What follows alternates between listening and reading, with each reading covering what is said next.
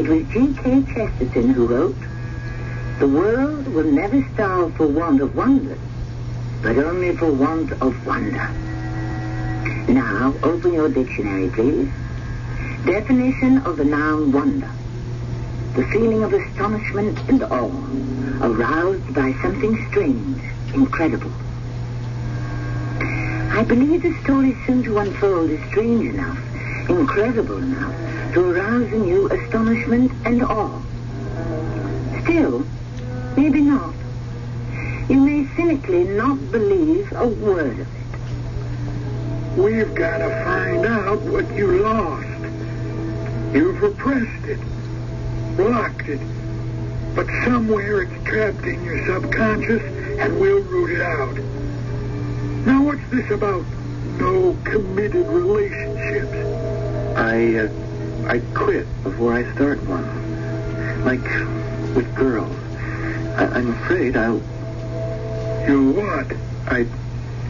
I'm afraid I'll hurt her. Physically? I don't know. Or afraid you'll destroy the relationship if it begins? I don't know. Quit asking me. I don't want to know.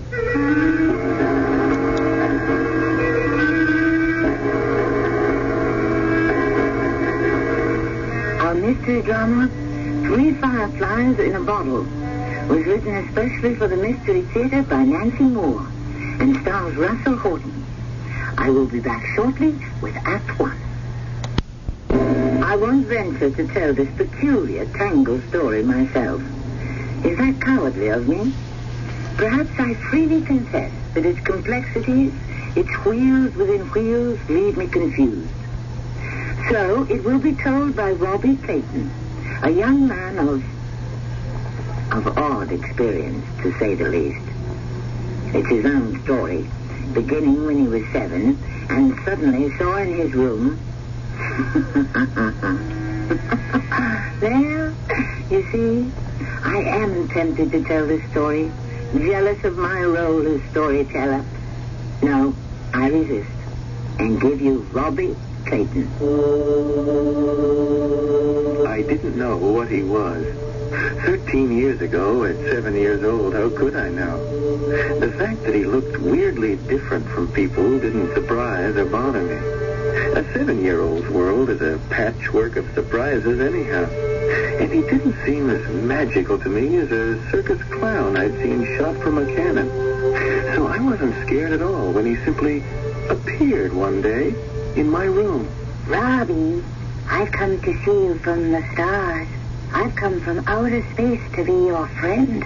My name is Al. Hello, Al. I've got 3 fireflies in a bottle, and they look like stars.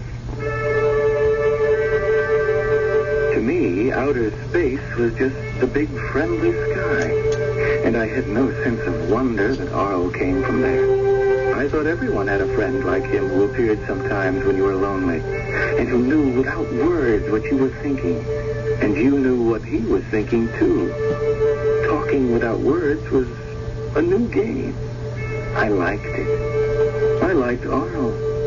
Of course, my parents believed Arl was their little boy's overactive imagination. I remember what they said when I told them about my new friend. John, do you realize what our Robbie has done? Certainly. He's lonely out here in the country. No brothers or sisters. He's made up a playmate. Oh, I've heard of other children doing that. Isn't it sweet? Robbie, tell us what your friend Al looks like. I don't know how to tell. Of course you do. A smart little boy like you. He's got more eyes than me. He can see everywhere, all the time. Oh, such an imagination. Darling, where does Arl live? On a star named... It's a hard word, Mama. Try. Named, Brig Brock. Brig Brock. Say now, that is a hard word. Tell us again how he talks to you. He thinks, and I think. John, where on earth would Robbie get such an idea? Who knows? Now, precious, tell us how Arl comes to see you. In a great big red top See, Katie? Arl's spaceship is shaped like Robbie's red singing top. Cute, huh? Oh, I wish Papa and I could see Arl in that spaceship. Arl says grown-ups can't see him because they don't want to. They're scared to hear what he wants to tell them. John, you ever heard of such an imagination in a child of 7? Isn't he adorable? They didn't think I was adorable by the time I was 8. Their son was too big for foolish baby games. By now, I should have outgrown Arl. My father said, with a sternness I'd never heard before, Robbie, I want this nonsense stopped. There is no such person as Arl.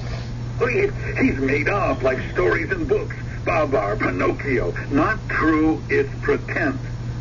From now on, you will stop talking about Arl. I stopped. But that didn't mean Arl stopped coming. He began to tell me more and more about where he came from and why. Red Broggians don't behave like earthlings, Robbie. We have no hate in Bregbrog. No wars, no fear or pain or hunger.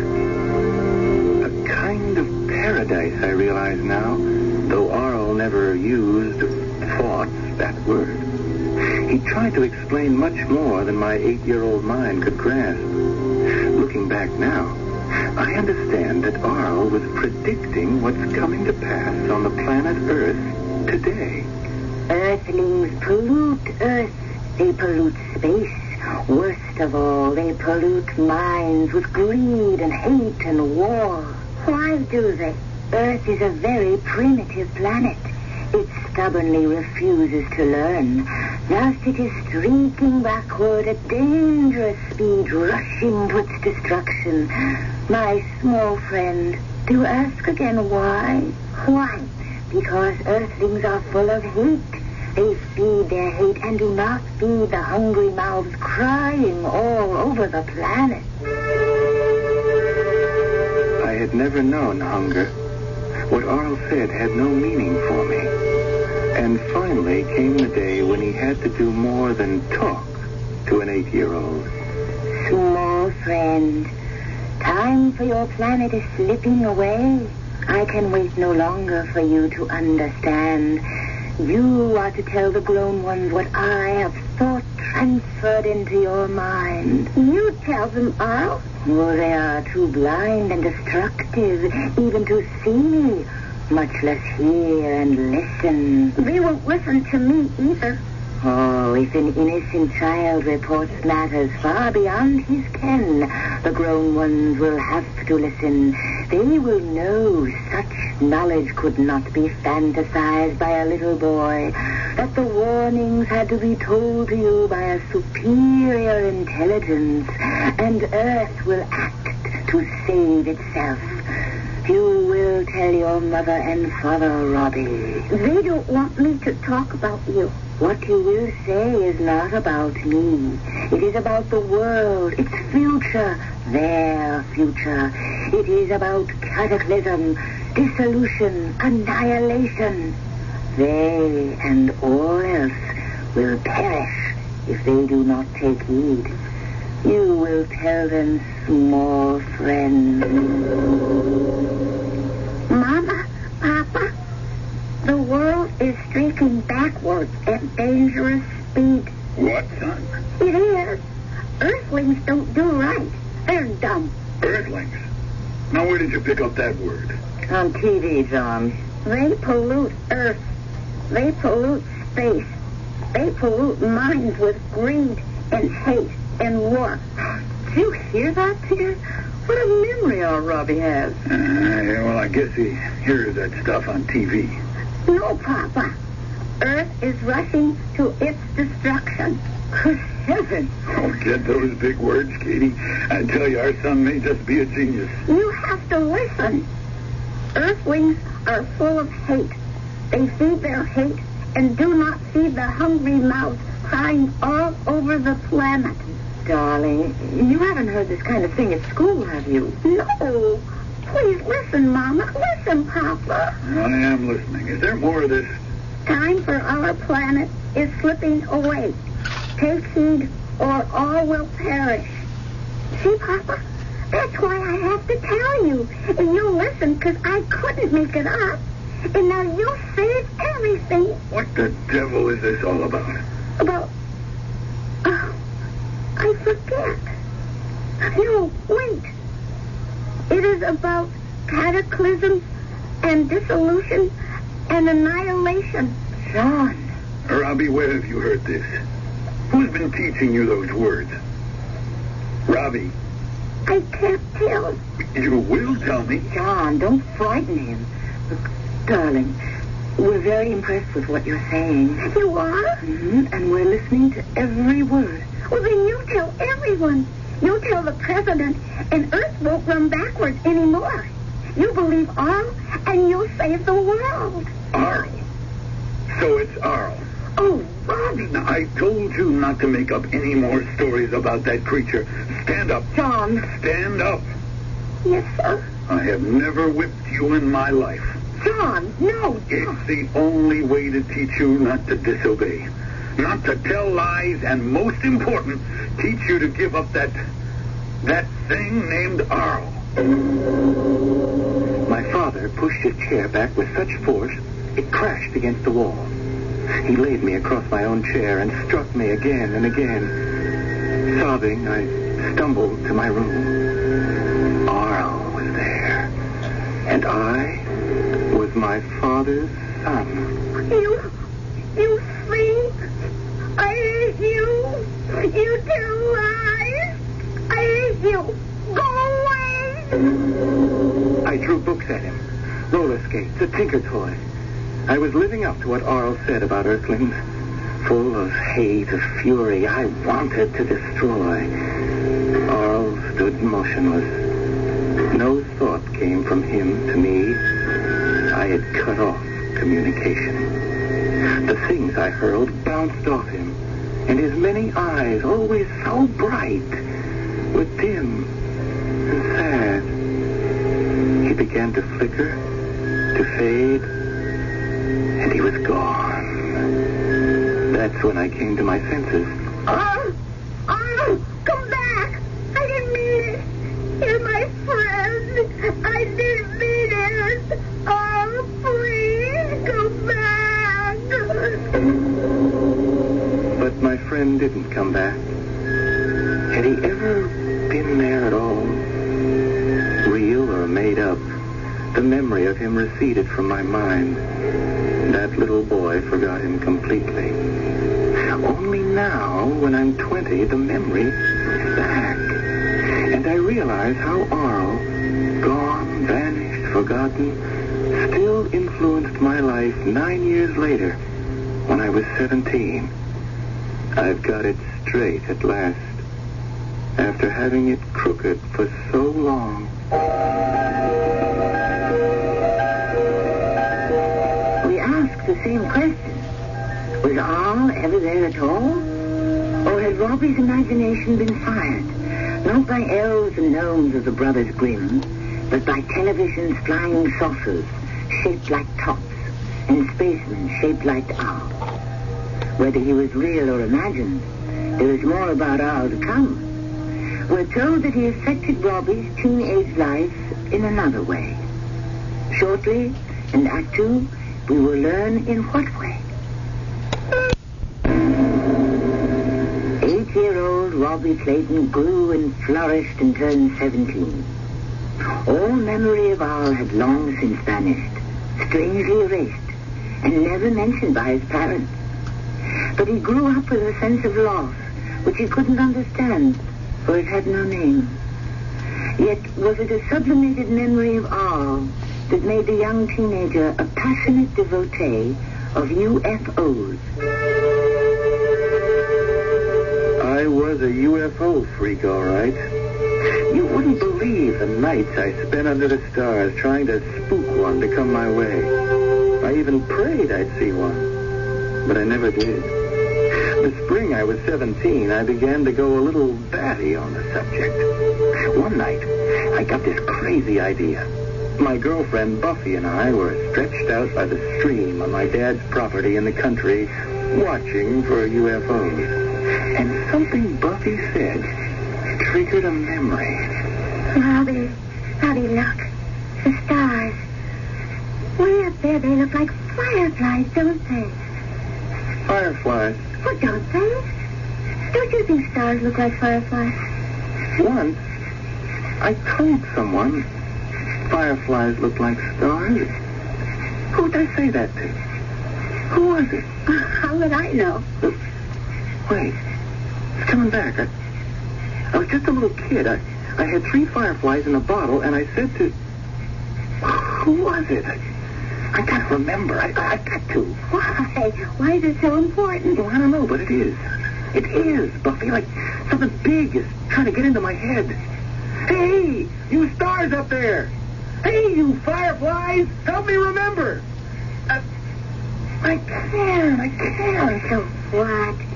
You were just a little kid with fireflies in a bottle. Hey, Robbie, wouldn't it be juicy if we could catch a UFO as easy as a firefly? We put it in a bottle and be famous. Buffy, all of a sudden I got it figured. It's the something big trying to get into my head. I am going to catch a UFO. I'm going to be famous. Oh, sure. One of these days, next month, next year, sure. Now, tomorrow. It's going to happen. I'm going to make it happen.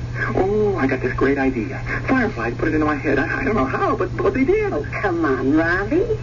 Some little old lightning bugs gave you an idea? Now, listen, don't I know everything there is to know about spaceships? Oh, sure, secondhand, but I know, don't I? No? Don't I? Yes. So, what's to stop me from claiming I saw one? What? Yeah, and make everyone believe me, too. You mean make it all up, lie about it? Oh, why not? I'll make up a sighting different from everybody else's. But do you really think... Yes, I really think. I got almost the whole story in my head right now without even trying. Oh, Robbie, it's crazy. It's not crazy. I deserve it. I got a right. What right? Who gave you the right? They did. The UFOs did. They know about me. They know. Listen, here's one way it'll be different. Now, everybody always sees spacemen. Robbie Clayton's going to see a space woman. Hey, up there, you spaceships, I've got a space lady in a bottle. I worked out my story, and it was a zinger. I began to believe it myself. The next day, I called the Department of Defense UFO Division. I made my pitch to the guy at the other end, Major Harris. He asked a bunch of questions, but I had all the answers rehearsed. Then he said he'd come himself that very evening to investigate. I thank the Lord my folks were in Europe so they couldn't louse up the act. First, the major asked to see where the UFO came to pick me up. I took him to the stream. We left his car on the road about a quarter-mile away. Right here, huh, Clayton? Yes, sir. Right here. I was fishing, see, and all of a sudden, this UFO is right beside me. Now, I didn't see it or hear it before. It was right here. Yeah, well, I don't see any marks where it stood. Oh, no, sir, because it was never on the ground, just above, about a foot above. Hovering? Yes, sir, hovering. Shape? Like a top, like the shape of those big musical tops kids play with. Color? Red. Size? Well, I was really surprised. I thought UFOs were... Never mind what you thought. Just tell me the size. Well, as near as I can figure, about 50 feet around and like 20 feet high. Mm-hmm. So what happened? Well, it had a round door. It was open, and standing right there was, I could hardly believe it, was a girl. Not a man, a girl. A woman. How about that, Major Harris? Interesting. Describe the woman. She looked a lot like people, Earth people, only she didn't. I mean, her face did, and her body did, but she was tall, and real tall, maybe 7 feet. And her eyes, great big eyes, well, they were purple, and so was her hair. Purple. Huh, wow. She was beautiful. More than anyone I've ever seen. I think the word is, ethereal. Ethereal. All right, then what? She talked to me.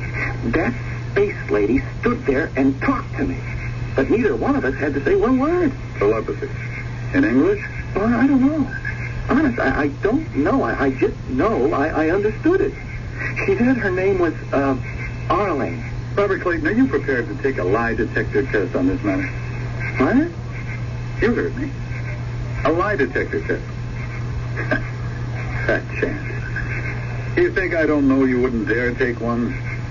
You think you're the first star-struck punk that ever tried to pull this kind of con? It's not a con.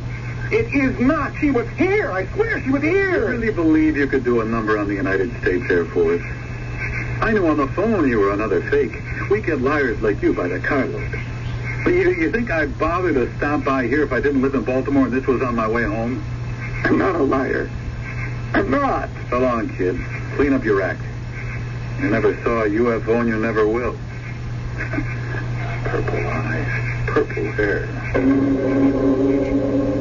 I wanted to die.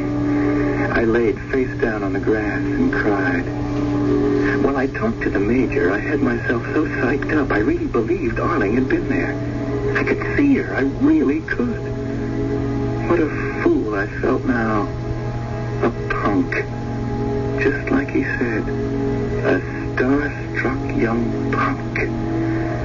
I lay there on the grass like that until I heard a voice. Robbie Clayton. I thought the major was back. I rolled over and looked up at a huge red top hovering. Standing in its round doorway was a tall extraterrestrial being with purple eyes and purple hair. I thought I'd gone out of my skull. The second I thought that, she knew I thought it. You are knocked out of your mind. I am here. My name is Arling, and I am gratified that you find me superior. You look the way I made you up. As you imagine me to be, I am. To another, I would take the form of his imagination. But know this, I am as real as fireflies in a bottle. If you're real, can I touch you? Touch. I stood up, reached out, and touched. She felt, I can't describe it, but I remember, like velvet maybe, only different. Just touching her, I got an electric shock. I snatched my hand back, and in that very second, she was gone. She and the ship she came in. I stood there, dumb, in an anguish of love, of wishing her back. I began to run. Maybe I could catch Major Harris. I was sure not much time had passed. I'd been in a time warp. In the distance, the Major was just getting into his car. I yelled his name, running like a shooting star. He waited, sitting behind the wheel. Major, listen, please, for Pete's sake, listen, I saw it. I'm not lying. This time I really saw it. The spaceship, the space woman, tall, like I said, purple eyes, purple hair. Oh, she was there. She said... That's enough, Squirt, a whole lot more than enough. You don't know when to quit, do you? Now get off my back. Okay, so you don't believe me. You never will. No one will. But you know something, Major Air Force Harris? I don't care. I saw a spaceship. I talked to a space being, and that's all I want in this whole world.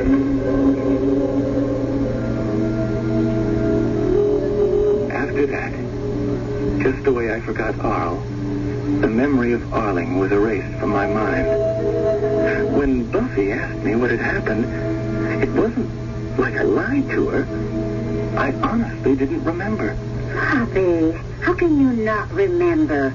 You had this plan. You'd call the Defense Department. You told me all that. I don't want to hear it again. But don't you even remember about the fireflies? The what? You had 3 fireflies in a bottle. Oh, Bob, will you, for Pete's sake, listen to yourself? You dreamed all this junk. Fell asleep out there by the stream and dreamed it. I did not. Like I try to calm the Air Force. Like I claim I saw a UFO when I didn't. And now you dream up a bunch of lightning bugs? Boy, you don't know when to quit, do you? Robbie, something's wrong with you. With me? You're different all of a sudden. What happened to you? To us? Hey, don't lay it on me. You're the one that's different.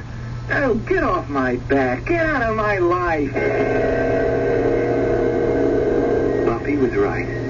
I was different. Something crazy was happening. I couldn't see it then, but I sure see it now. For one thing, it was the beginning of how I couldn't get along with anyone anymore. Every relationship that started, I'd run out on. Run. Scared.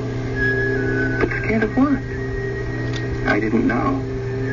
But I'd find out. Yeah, I'd find out.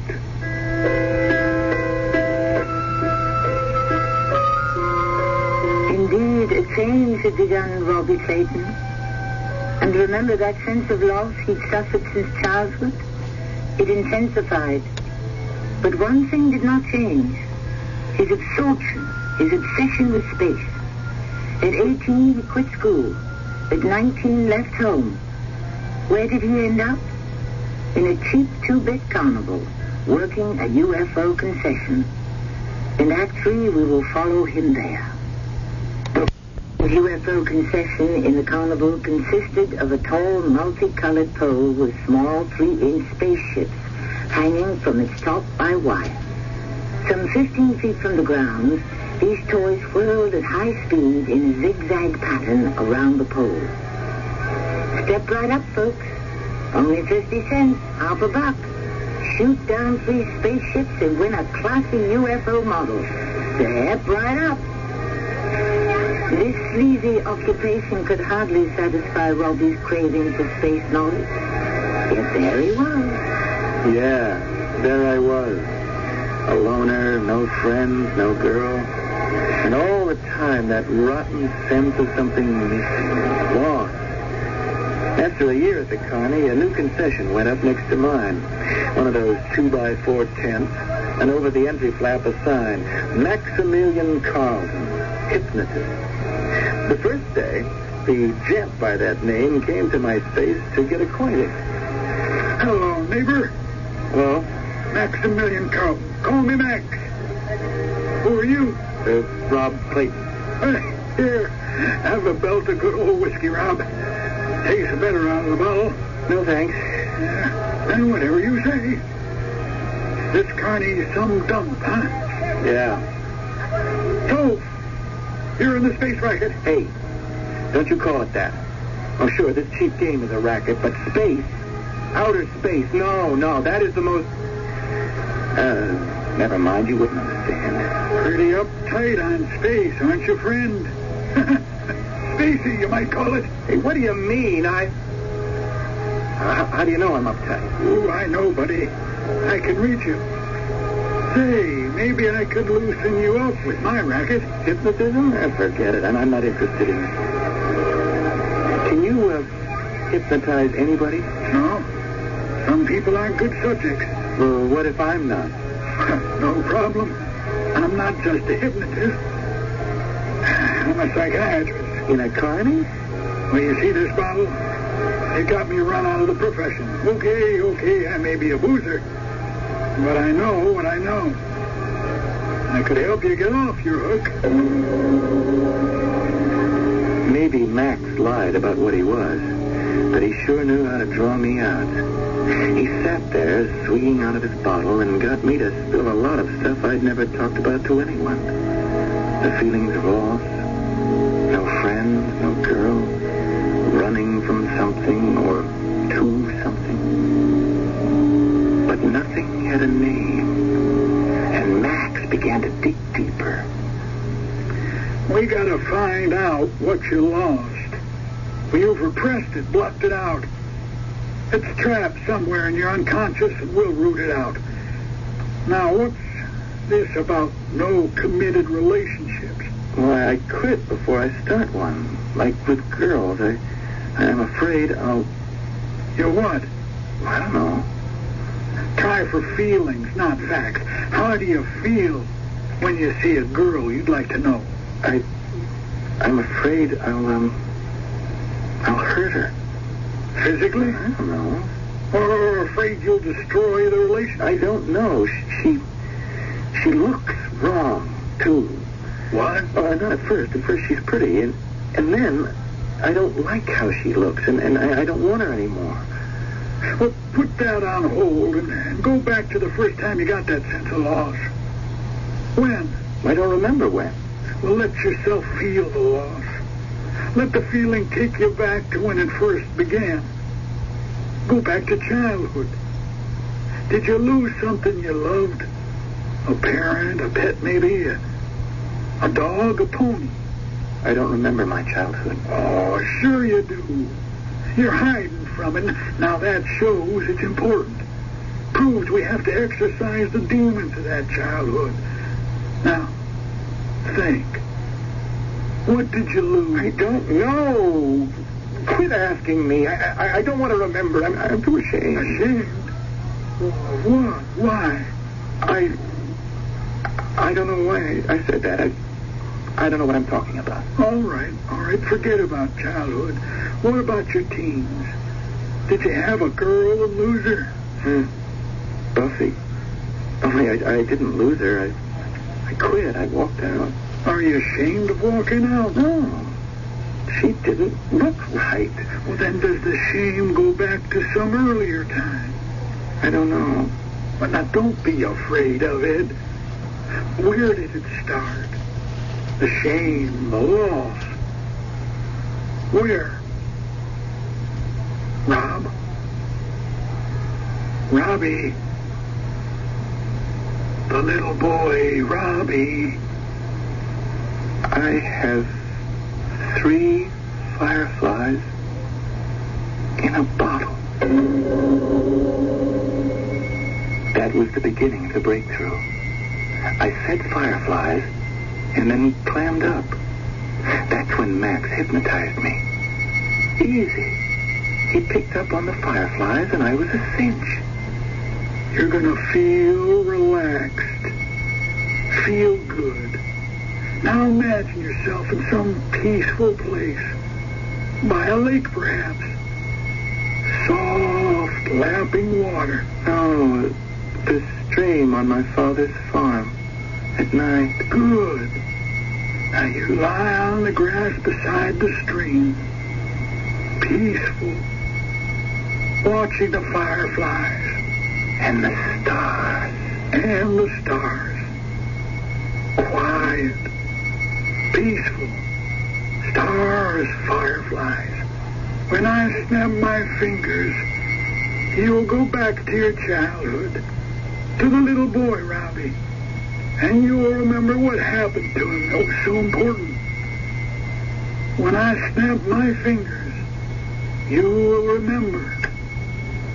Robbie, I've come to see you from the stars. I've come from outer space to be your friend. My name is Arl. Hello, Arl.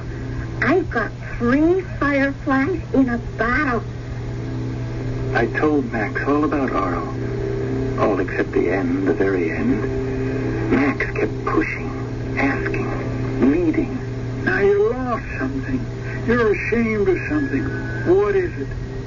Tell me what happened. Go back. Go back. Tell me. I threw things. Skates. Books. Toys. Go on. Go on. You sing. I hate you. You tell lies. I hate you. Go away. Come back. I didn't mean it. You're my friend. Come back. I told it all. When I came out of the trance, or whatever you call it, Max told it all back to me. He was full of whiskey, and he laughed at me. Laughed. He thought it was funny. I wanted to kill him. Well, bless my soul, that's a razzle-dazzle bang-up history if I ever heard one. Huh? Arling, the planet Birdborg, all of it in your mind, every syllable of it made up, yanked out of your imagination. A spaceman in the nursery. See, your 8-year-old self believed Arl was there. Then you believed you lost it. Believed all your life down in your subconscious that you ran him off. Now you get it, Rob. That's why you're scared to like anyone. Afraid you'll kick that person out, too, the way you kicked out Buffy. Now, you don't want that stuff to happen again. It all relates back to destroying Arl. See, sure, he was never real, but he was real to you. He was real. He was there. Oh, come on, kid. Cut it out. We got to the bottom of this craziness. Brought it out into the light of day. You can let it go. No. Now take Arlen, your dream girl that never was. She's what you've been looking for in dames. Some dopey idea of perfection. Buffy and all the other girls look wrong. Because they haven't got dizzy purple eyes and purple hair. Quit that. Look, don't you dare laugh. I saw Arlen. Sure. I touched her. And somewhere she is waiting for me. I'm going to find her again. She's the one I want. I said quit that! What are you doing? You! Oh, liar! You're an earthling! You pollute everything!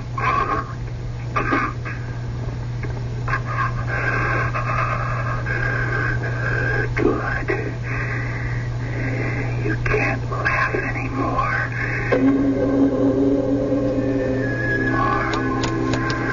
Darling, come and take me to break Brock now. Oh? Darling?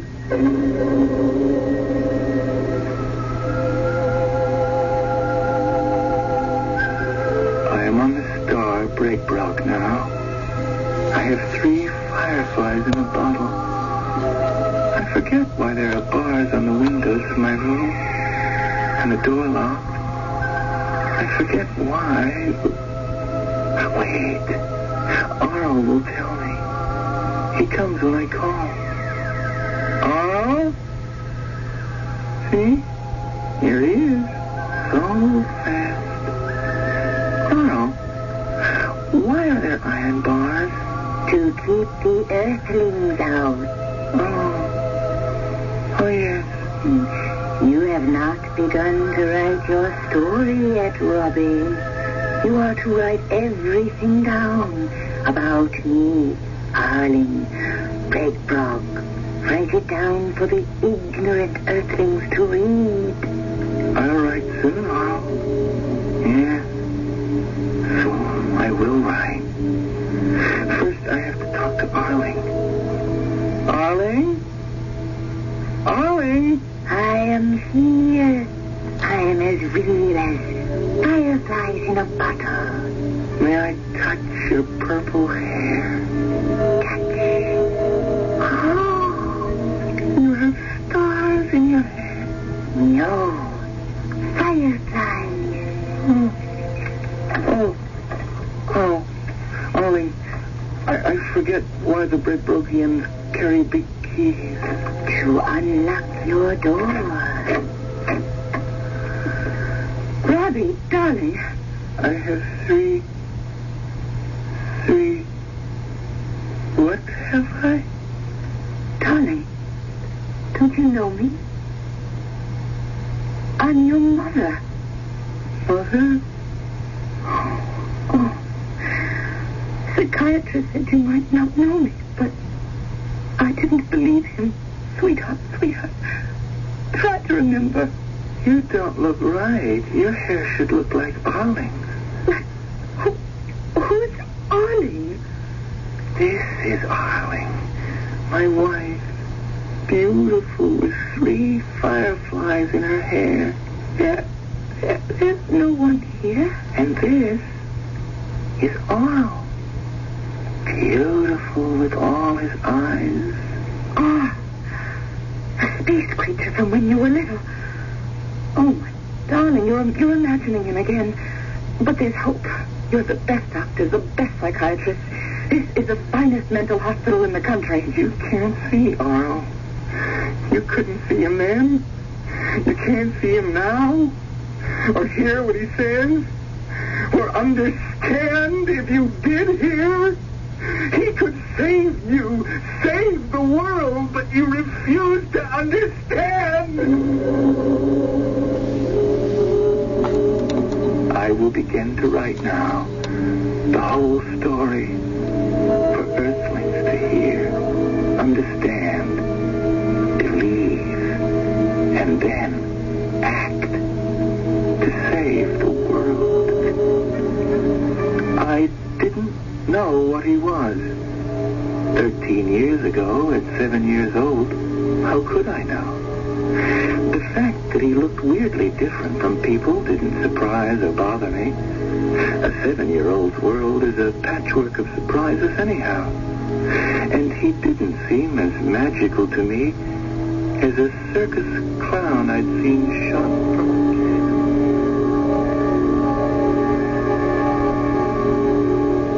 This story, written in an asylum by a young man thought to be lost in the labyrinth of madness, leaves too many unanswered questions. Suppose, laugh if you like, suppose R was real, that he did come to rob you from out yonder somewhere, came to help, a child, listened and believed, until adults filled that child with fear and hate. But suppose adults, too, had listened, believed, and acted. Would our world then not be on its present disaster course? Alas, we have no answers. I will be back shortly. One last question. Some reckless part of me wonders, well, go ahead, laugh, wonders how many imaginary playmates of children may in fact be extraterrestrial beings, desperately trying to save this doomed planet. Our cast included Russell Horton, Evelyn Juster, Cynthia Adler, and Lloyd Batista. The entire production was under the direction of Himan Brown. And now a preview of our next tale. I don't want to be haunted by the knowledge of the dark side, but I am the most qualified. I will not be the killer. You will, because you are the most qualified. Every society needs a killer. One who is authorized to commit murder to preserve the rest of us. There must be an alternative. Oh, there is. We can submit to invasion, to be conquered, destroyed, enslaved. At least that way there'll be no blood on our hands. We will be free of guilt. And you're willing to accept that? Am I the only pilot? You're the most trustworthy. We're placing our fate in your hands. We are giving you the power no one else in the world possesses. The ability to destroy us. How do you know I won't do it one day? Well, we